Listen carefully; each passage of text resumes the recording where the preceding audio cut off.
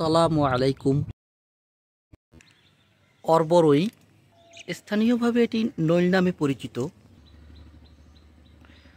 তবে গাছের আকার খুব একটা বেশি বড় হয় না।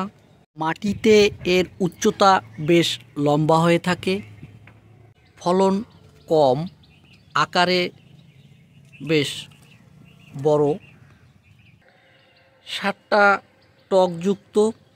পুরো পরিপক্ক হলে স্বাদটা টকটা কিছুটা কমে যায়।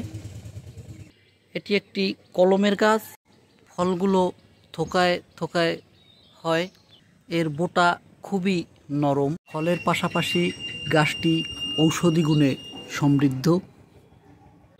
গাছগুলো একটা সময় সব জায়গায় কম বেশি দেখা যেত, সময়ের সাথে সাথে এই গাছগুলোর কেন যেন এখন আর কেউ গুরুত্ব দিচ্ছে না এবং দিন দিন এই গাছগুলো হ্রাস পাচ্ছে। ফলের পাশাপাশি ভেষজ গুণ দ্বারা সমৃদ্ধ এই গাছটি আপনি আপনার বাড়ির ছাদের টবে কিংবা বাড়ির আঙিনায় জায়গা থাকলে লাগাতে পারেন।